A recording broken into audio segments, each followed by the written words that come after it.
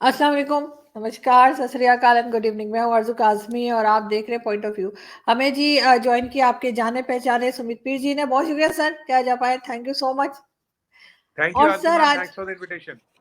Sir बहुत अच्छा लगता है हमेशा आपसे बात करके। इतना आपको एनसाइक्लोपीडिया का नाम इंडिया में ही नहीं पाकिस्तान में भी बहुत से लोगों ने दे दिया। थैंक यू तो जहन हवाई, थैंक बहुत यू वेरी बहुत मच। बड़ी बात है सर, इतनी नॉलेज होना और इस तरह से उसको आप जिस तरह से बताते हैं कि लोगों को आसानी से समझ में आ जाए, बहुत कम लोगों में ये टैलेंट होता है।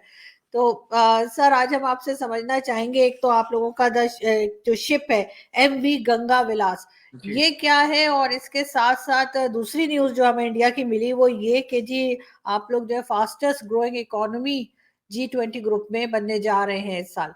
तो सर कुछ मोदी जी से कहिएगा जरा इधर भी एक दो थैले दे दें। लेकिन खैर हम आते टॉपिक पे, क्योंकि हमें आजकल हर जगह यही दिख रहा है कि हम किससे क्या ले सकते हैं। तो सर सबसे पहले आप बताइए कि ये क्या है जो शिप की बात हो रही है। देखिए आरजू जी, शो पे बुलाने के लिए धन्यवाद। आपने बड़े अच्छे शब्द बोले, उसका भी धन्यवाद, और सभी दर्शकों को प्रणाम और साधुवाद। सबसे पहले इंपॉर्टेंट चीज है, पहले मैं छोटी बात शुरू करूँ, बड़ी बात तो चलती रहेगी। देखिए, आपको थैले देंगे, वो आप तक पहुंचेंगे नहीं, रास्ते में कोई और ले जाएगा। डिलीवरी ये भी पांच सही है। परसेंट की भी नहीं है। डिलीवरी 5% की भी नहीं है। दुनिया इसकी कायल है, दुनिया फेल हो चुकी है, इसलिए हम देंगे नहीं। हम किसी बीच वाले को अमीर नहीं बनाएंगे, इसलिए हम ये जहमत नहीं उठाएंगे। अब आपके सवाल पे आते हैं। बिल्कुल सही कह रहे हो वैसे आप। अब जी। सवाल पे आते हैं आरजू जी। देखिए, जो एमवी गंगा, या हम टूरिज्म की एमवी गंगा की बात करें, और टूरिज्म की बात करनी पड़ेगी, इसको बड़े पर्सपेक्टिव में समझना पड़ेगा, और जी। लोगों को ये समझाना इंपॉर्टेंट है कि it is not about a ship, it is not about a cruise, it's something totally big. मैं आज उस पर्सपेक्टिव पे बात करना चाहता हूँ आपसे। देखिए, सबसे पहले जो टूरिज्म है हमारे यहाँ बहुत बड़ी इंडस्ट्री है। आज इंडियन पासपोर्ट की रैंकिंग जो 87 से 85 पे आ गई है। चाइनीज पासपोर्ट शायद 69 पे था, 66 पे आ गया। तो काफी लोग मुझे टोंट कर रहे थे चाइनीज पासपोर्ट ऊपर आ गया। पर मैंने कहा we are the 54th tourist destination in the world, China is 166।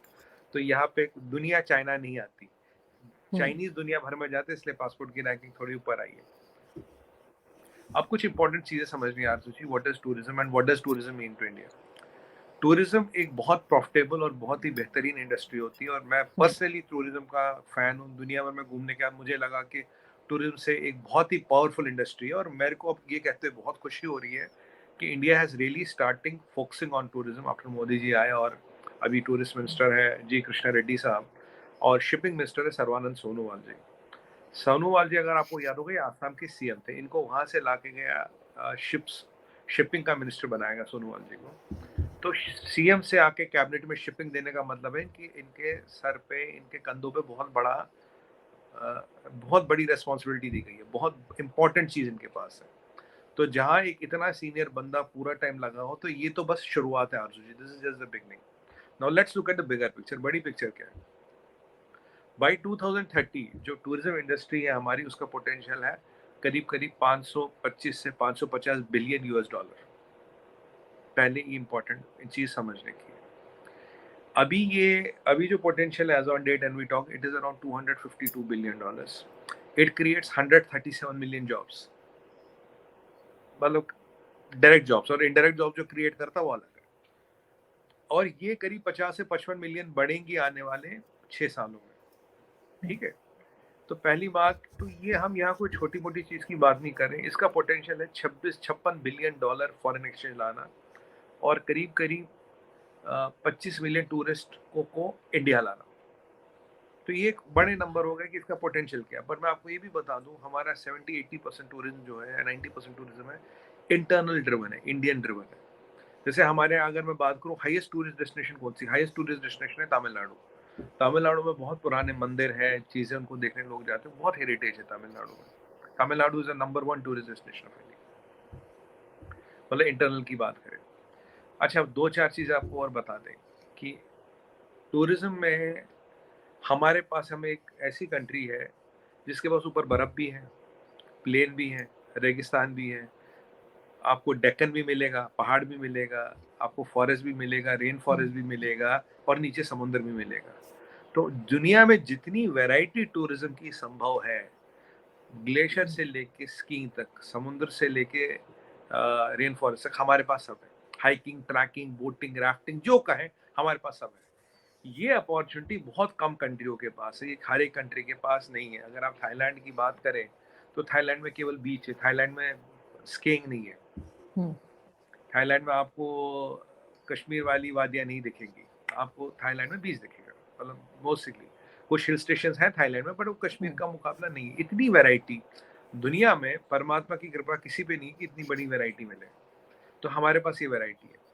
जब मोदी जी आए तो हमारा जो वीज़ा ऑनलाइन था करीब 10-20 कंट्रियों को मिलता था। सबसे पहले एक इनिशिएटिव उठाया गया, आज के डेट में 156 कंट्रियों को ऑन अराइवल टूरिस्ट वीज़ा मिलता है। They can apply online tourist visa, on arrival मिलता है। एक बहुत बड़ी चीज़ है 156 कंट्रियों को देना। उसके अलावा जो हमारे पास टूरिस्ट आता है करीब 100 से ज़्यादा कंट्रियों से आता है। सबसे ज़्यादा आने वाले हैं, आप हैरानी की बात है, यूनाइटेड स्टेट्स और चाइना। चाइना कभी नंबर 1 कभी नंबर 2 जाता है। हम चाइना नहीं जाते, चाइनीज़ यहाँ आते हैं। ये भी एक अच्छी बात है। फ्रांस, जर्मनी, हर इज़राइली यहाँ आता है। रशिया से करीब-करीब 3 लाख लोग हर साल यहाँ आते हैं। हर इज़राइली, नॉर्मल और सिपाही इंडिया आएगा ही आएगा। और अभी हम टूरिस्ट डेस्टिनेशंस की बात करें, इंटरनेशनल टूरिस्ट डेस्टिनेशंस की बात करें तो नंबर 1 होती थी गोवा, इसमें करीब 3.5 करोड़ टूरिस्ट आते थे। इस साल Kashmir was at 1 crore 62 lakhs और 1-1 लाख रुपए का होटल का कमरा गया। It is the highest inflow of tourist since independence. और आपको पता नंबर 1 टूरिस्ट डेस्टिनेशन कौन सी है आज की डेट में? नंबर 1 है काशी विश्वनाथ। जब से महाकाल का कॉरिडोर बना, it has become the number 1 tourist destination with 10 crore tourist, 10 crore tourist. और बिल्कुल। आरजू जी, आप सोचिए एक टूरिस्ट 1000 या 2000 रुपए खर्चता है, तो मतलब करिए 10 करोड़ इंटू 2000, कितने हजार करोड़, कितने बिलियंस ऑफ डॉलर्स की बात हो रही थी, हो रही है यहाँ पे। जब कॉरिडोर पे 934 करोड़ लगे थे तो काफी हमारे लोगों ने पूछा था और अपोजिशन पार्टियों ने, ये पैसा कहाँ से आएगा, गवर्नमेंट का पैसा क्यों लगा रहे? मैंने बोला था 2 महीने में वापस आएगा सारा। 2 महीने में, 1.5 महीने में वापस आ गया। और जहाँ वो बुनकर है, जो वहाँ ट्रेड है, उनका बिजनेस जो है वो करीब 4 से 5 गुना बढ़ा है। एयरपोर्ट बन रहा है, ये बन रहा है। और अभी तो अयोध्या आएगी। Ayodhya will be, I can tell you, मतलब जितनी मैंने कैलकुलेशन, जितना मैंने अयोध्या का मास्टर प्लान देखा है अयोध्या जी का, it will be the one of the biggest tourist destinations in the world. ये इंडिया को वर्ल्ड मैप पे लाएगी। वैसे भी Ayodhya is going to be the third pole in geopolitics. पहला पोल आपका मक्का हो गया, वेटिकन हो गया, थर्ड पोल जो होगा जियोपॉलिटिक्स का वो अयोध्या होगा। It will be the number 1 visit tourist destination. तो ये टूरिज्म हमारे एक बहुत सीरियस इंडस्ट्री है और हमारा ऑब्जेक्टिव है कि इसको हमें करीब करीब $1 ट्रिलियन ले जाना है आने वाले 10 सालों में, 15 सालों में। और हम आने वाले टाइम में डोमेस्टिक को अलग देखेंगे और इंटरनेशनल को अलग देखेंगे। अगर आप यहाँ देखें, मोदी जी ने एक बड़ा अच्छा इनिशिएटिव लिया था। उन्होंने बोला कि भाई हर जो इंडियन बाहर रहता है, एक बार मैंने एक टीवी पे डिबेट था तो उससे ये हुआ कि आप अपने एक विदेशी मित्र को इंडिया आने के लिए प्रोत्साहित करो। वैसे हमारा डायस्पोरा तो देखिए आप 2-2.25 करोड़ का है। अगर वही एक आध चक्कर तो साल में काट ही जाते तो 2-2.25 करोड़ लोग तो वैसे हो जाते। तो उन्होंने कहा आप एक बंदे को, अपने जो विदेशी है उसको इंडिया आने के लिए प्रोत्साहित करो, क्योंकि मोदी जी जानते हैं अगर एक बार वो चख लेगा ना हिंदुस्तान क्या है, वो बार बार आता रहेगा। जो एक हमारे में विशेषता है, जो एक बार हिंदुस्तान आता है उसे लेंथ ब्रेड डेप्थ पता लगती, किले, मंदिर, दरिया, नाले, मतलब क्या नहीं यहाँ पे। वो आरजू जी बार बार आता, बार बार आता, बार बार आता, बार बार आता। और ये एक फैमिली डेस्टिनेशन है, आप पूरी फैमिली को लेके आ सकते हो, जहां मर्जी घूमिए, आपकी सेफ्टी सिक्योरिटी पूरी है। ये सब हमारा हो गया। अब हमारे पास एक, तो ये चीजें हमने बड़ी की, हमने बहुत इस पे मेहनत की है। जो आप आज थॉट प्रोसेस देख रहे हो, इस पे बहुत पीछे दिमाग लगा है, बहुत पीछे मेहनत गई है। अब एमवी गंगा की बात करें, देखिए हमारे पास वर्ल्ड की, we have the oldest city of the world with documented history of 3500 साल, that is Varanasi. Varanasi is the oldest history in the world, oldest sorry city in the world with written history of 3500 years. इतनी written history किसी की नहीं है, ये scientifically proven है। अब ये क्रूज चलेगा वाराणसी से। वाराणसी में सारनाथ भी है, it is very important for Buddhism. और ये नालंदा वगैरह सुंदरबन डेल्टा होता हुआ, बांग्लादेश का भी चक्कर काटता हुआ, ये डिब्रूगढ़ पे रुकेगा। अब यहाँ 27 नदियाँ, 27 रिवर्स टू क्रॉस, 27 नदियों से होता हुआ जाएगा। और इसमें ये करीब आई थिंक 13 जनवरी को फ्लैग होगा और मार्च के एंड में पहुंचेगा वहाँ पे। तो बड़ा लंबा क्रूज है। अब आरजू जी है क्या, हमारे यहाँ नदियाँ बहुत है पर पोटेंशियल अनटैप्ड है। हम क्या कर रहे हैं कि नदियों को फॉर ट्रांसपोर्ट और टूरिज्म के लिए डेवलप कर रहे हैं। ये एमवी गंगा एक पहला बड़ा इनिशिएटिव है। अब देखिए छाबार पोर्ट में भी मैं बता दूं इन दर्शकों को, छाबार पोर्ट में भी हम अपनी क्रेनें डबल कर रहे हैं, जबकि ग्वादर चालू नहीं हुआ, छाबार में हम अपनी कैपेसिटी डबल कर रहे हैं। और एमवी गंगा पे वापस आए तो इसमें करीब करीब 36 लोग सवार होंगे और मोस्टली जो पहला बैच है स्वीडन या स्विस टूरिस्ट का मेरे हिसाब से ये लोग आए हैं। और सबसे अच्छी चीज़ मुझे क्या लगी, it's the state of art, सारी सेफ्टी सिक्योरिटी है और केवल जो दिन का खर्चा $300 है। अब $300 बड़ा खर्चा नहीं होता क्योंकि उसमें रहना खाना घूमना फिरना सब हो रहा आपका। तो ये मुझे बड़ा सोनोवाल जी का बड़ा अच्छा इनिशिएटिव लगा कि भाई $300 में अगर उसका टोटल घूमना फिरना खाना पीना रहना सब कुछ हो रहा है, it's not a bad deal. नहीं तो इतना तो करीब करीब अच्छे होटल का ही खर्चा आता, 100-150 पे ट्रांसपोर्ट जहाज टैक्सी वैक्सी कुछ नहीं करना। बिल्कुल। और जितनी इंपॉर्टेंट डेस्टिनेशन है वो वहाँ क्रूज रुकता हुआ जाएगा, आपको वो दिखाता हुआ जाएगा। तो मतलब आपका एक पैकेज बहुत बढ़िया शानदार बन गया। और ये अगर चला और जो मुझे लगता पूरा चलेगा, हमारे पास इतनी नदियां हैं, इतना पोटेंशियल है कि ये this is just not even a tip of the iceberg, this is a speck of this is an 10 ml, this is a bucket of water in the sea, I will call it like that. क्योंकि ये बहुत बड़ी चीज है, क्योंकि मैं हर चीज को नंबर में देखता हूँ, ये बहुत बड़ी चीज है। मैंने इसका एनालिसिस किया है, it is mind boggling what we are talking doing. और मैं आपको ये भी बता दूं, जब हम वाटर से अब हम नितिन गडकरी जी काफी इनलैंड वाटरवेज को डेवलप कर रहे हैं, वाटर टर्मिनल्स को डेवलप भी कर रहे हैं। अब सोनोवाल जी के पास मिनिस्ट्री, पहले नितिन गडकरी जी ने काम किया, सोनोवाल जी के पास मिनिस्ट्री। अब आपको पता है जो दरिया से हम ट्रांसपोर्ट करते हैं आरजू जी, दरिया में ट्रांसपोर्टेशन का कॉस्ट 55% कम है रोड से। कई बार दरिया इज फास्टर बिकॉज रोड घूम फिर के जाती है। और दरिया को बनाने में आपने चवन्नी नहीं लगाई, दरिया तो ऊपर वाले ने बनाई, भगवान ने बनाई, आपने क्या किया? रोड तो आपको बनानी पड़ेगी ना, बिलियंस ऑफ डॉलर्स की। दरिया को बनाने के लिए आपने क्या किया? इस चीज को पहले नजरअंदाज किया गया था, दरकिनार किया गया था।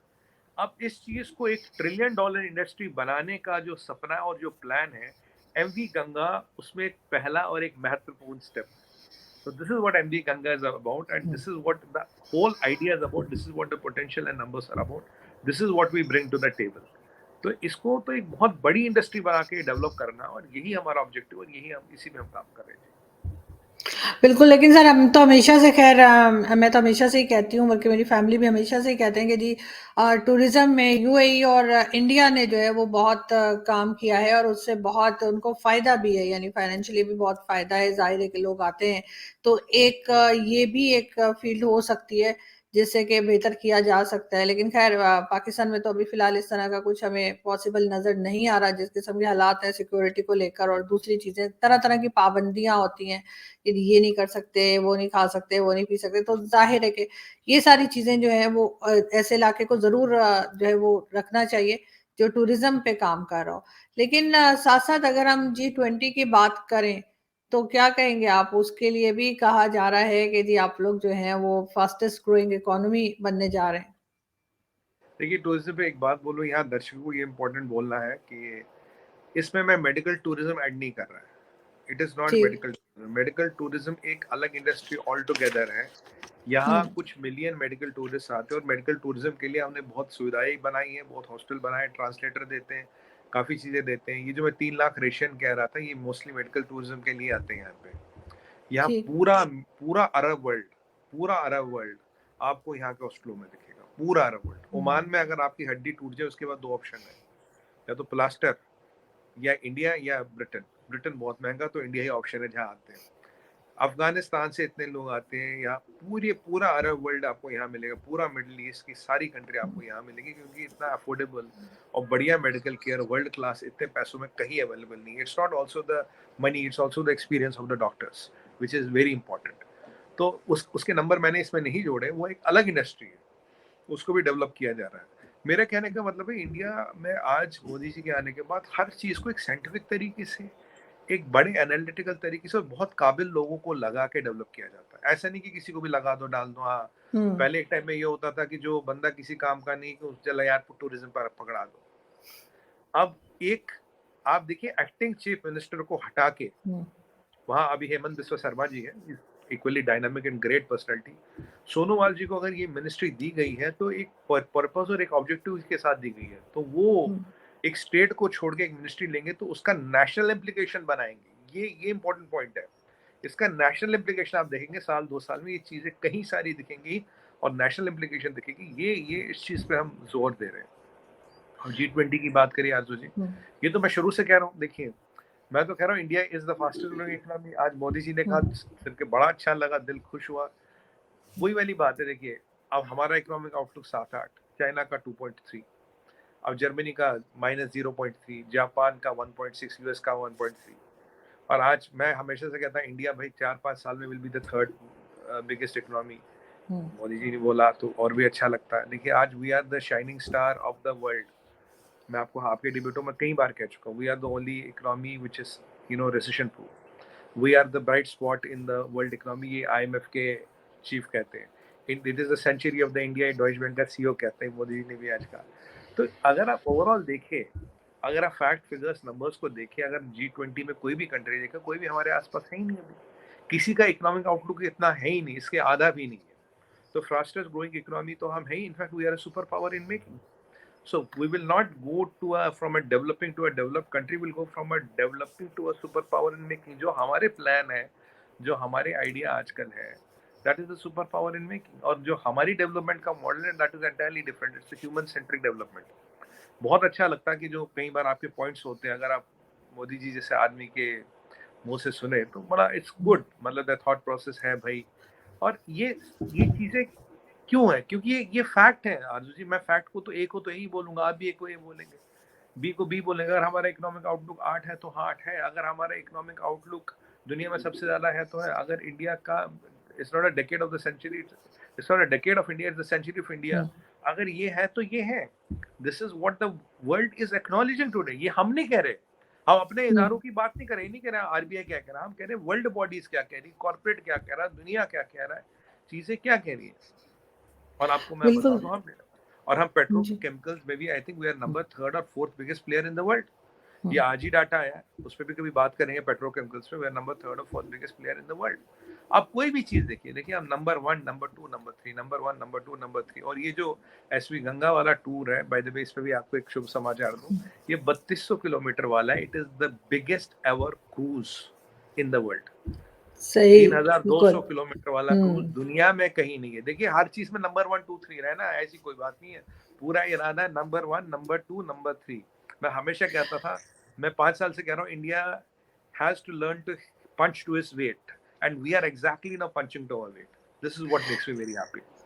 सर, एक साहब से मेरी बात हो रही थी कुछ टाइम पहले, तो वो कह रहे थे कि पाकिस्तान जो है वहां पर पब्लिक जो है वो उसके पास पैसा है, गवर्नमेंट के पास पैसा नहीं है। ठीक है। और इंडिया में गवर्नमेंट के पास पैसा है, पब्लिक के पास नहीं है। ये कहाँ तक ठीक है आपके ख्याल से? क्या इस पैसे से पब्लिक के पास भी उतना ही आराम है, पब्लिक को भी उतनी ही फैसिलिटीज मिल रही हैं जो मिलनी चाहिए? देखिए, 2 चीजों से आंसर दूंगा, डाटा से आंसर दिया जाता है। देखिए, परसेप्शन की आंसर, देखिए परसेप्शन तो होता है एलिस इन वंडरलैंड, तो उसका वो अलिफ लैला, वो क्या कहते हैं किससे, Aladdin and the flying carpet. उसका जवाब अगर आप डाटा से देखेंगे, अगर आप देखेंगे हमारा 40,000 रुपए का पर कैपिटा इनकम बढ़ा है, विच मीन्स कि लोग के पास पैसा है। अगर हमारा GDP बन रहा है, स्पेंडिंग पावर बढ़ रही, विच मीन्स लोग के पास पैसा है। अगर हमारी पर कैपिटा इनकम बढ़ रही तो लोगों के पास पैसा जा रहा है। और तीसरी बात जो सबसे इम्पोर्टेंट बात है, इन्फ्लेशन यहाँ कंट्रोल में है। इन्फ्लेशन यहाँ कंट्रोल में है। अगर आप US से कंपेयर करें तो US से भी कम है आज के डेट में इन्फ्लेशन। तो ये चीज कहना कि गवर्नमेंट के पास पैसा, लोगों के पास पैसा नहीं है। अगर हमारा domestic aircraft airlines market is increasing at a CAGR of 20 to 25%, तभी आपने देखा हो पीछे एयरबस के CEO आए थे मोदी जी से मिलने, सुंदर पिचाई, ये सब मोदी जी से मिलने क्यों आ रहे हैं? अगर लोगों के पास पैसा नहीं तो उनके पास क्यों आ रहे हैं? डोमेस्टिक एयरलाइन में तो डोमेस्टिक बैठता ना, गवर्नमेंट तो नहीं बैठती। गवर्नमेंट तो टिकटें नहीं कराता। टूरिज्म का बढ़ने का मतलब है कि लोगों के पास पैसा। टूरिज्म कब होता है? जब आपके पास पैसा, एडिशनल पैसा। तो ये कहना बिल्कुल गलत होगा कि लोगों के पास पैसा नहीं है। पर कैपिटा इनकम बढ़ी है, इन्फ्लेशन अंडर कंट्रोल है, हमारा GDP बढ़ रहा है, हमारा टूरिज्म बढ़ रहा है, हमारी एविएशन इंडस्ट्री बढ़ रही है, हमारा कंजप्शन बढ़ रहा है। अभी जैसे मैं आपको एक एग्जांपल बताऊं, आपने अमूल का नाम सुना होगा। आपको पता, Amul is the biggest FMCG brand in India with 6,200 crores of revenue. 62,000 crores of revenue. Last year ये 6.5 बिलियन की डील थी। यूनिलीवर इसके आगे था। आज यूनिलीवर से भी आगे है Amul. And Amul is a cooperative, it is held by the government और इसके शेयर्स कहीं लिस्टेड नहीं है। और ये जो मोदी जी का आइडिया था ना वोकल फॉर लोकल, और हर डिस्ट्रिक्ट में एक चीज देखो कि जिसको एक्सपोर्ट ओरिएंटेड बनाया जाए, डिस्ट्रिक्ट में ऐसी क्या चीज है, that scheme is really doing magic. और आपको एक चीज कहना भूल गया, देखो जी इंडियन ओशन में एक बड़ी सुंदर जगह मालदीव्स, मैं गया हूँ पर टेलीफोन बड़े महंगे चलते हैं वहां पे। एनीवे, तो मालदीव्स का नाम दुनिया भर हमने सुना, ये जी टॉम क्रूज बिल्कुल। जी, ये जी वो जी सब आ रहे जी। हमारे नीति आयोग ने 5 आइलैंड आइडेंटिफाई किया अंडमान में, उनका व्हाइट पेपर वगैरह सब रेडी है, सब कुछ डेवलपमेंट शुरू होगी 2-3 साल में। We will have a mini Maldives और Maldives part 2 in India and part of India. तो ये चीज हमारे पास नहीं थी, फ्लोटिंग आइलैंड्स, ये जो कोरल रीफ्स थे, ये हमारे पास मालदीव जैसे नहीं थे, वो भी बना रहे। तो आप देखिए, मतलब मैंने आपको ये एग्जांपल क्यों बताया, आप देखिए किस लेवल की डिटेलिंग और प्लानिंग हो रही है। ये हमारे लिए इंपॉर्टेंट समझ लोगों के लिए, हमारे दर्शकों के लिए, what is the level of detailing and planning going on when to NITI Aayog is involved. ये कोई प्राइवेट पार्टी नहीं, हाँ यहाँ कुछ भी कर लो, नीति आयोग इज अ वेरी हाँ, कॉम्पिटेंट बॉडी, बिल्कुल। अगर वो इन्वॉल्व हो गई है तो मान लीजिए it will really work. And Incredible India, as जो अमिताभ कांत जी का कॉन्सेप्ट था, is fantastically doing well, and that name is sticking to it. Incredible India is really Incredible India. मैंने दुनिया देखने के बाद, मैं काफी कंट्री हूँ आप जानते हैं, पर मुझे इतनी वैरायटी, आरजू जी, इतनी वैरायटी एक जमीन एक जहां में कहीं नहीं दिखी, ये मैं दावे के साथ कह सकता हूँ। You don't find such variety, so much of history and culture, it is mind boggling simply. Hindustan देखने के लिए तो जिंदगी कम है, महीनों में क्या देखोगे। बिल्कुल, आप ठीक कह रहे हैं और बड़ी अच्छी बात है कि इसको आप लोग और ज़्यादा निखार रहे हैं, लेकिन ये कि पाकिस्तान भी बहुत खूबसूरत है और हमारे पास भी सर बहुत सी ऐसी जगहें हैं, जो आप देखेंगे तो आप हैरान हो जाएँगे कि इतनी खूबसूरती पाकिस्तान में। ख़ैर, कभी आपका ही हिस्सा था तो हो सकता है कि आपको कई जगहों का पता हो, लेकिन हम फिर भी ये चाहेंगे कि पाकिस्तान में भी कुछ सिक्योरिटी वग़ैरह के इश्यूज़ को जो है हैंडल किया जाए और हम भी जो है वो टूरिज़्म के लिए लोगों को यहाँ पे बुला सकें। बहुत शुक्रिया सर कि आपने आज जॉइन किया। Thank thank you. You Arzoo ji, thank you very much. Thank you.